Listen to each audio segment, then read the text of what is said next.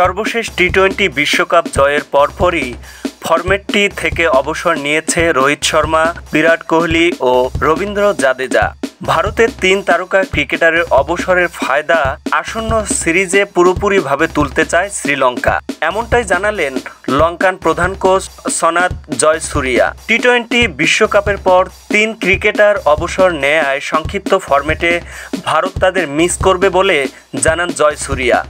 অবসরের কারণে রোহিত, কোহলি ও জাদেজাকে ছাড়াই আগামী শনিবার থেকে শ্রীলঙ্কার বিপক্ষে শুরু হতে যাওয়া 3 ম্যাচের টি-20 সিরিজ খেলতে নামবে ভারত। তবে লঙ্কানদের বিপক্ষে 3 ম্যাচের ওয়ানডে সিরিজে খেলবেন রোহিত, কোহলিরা।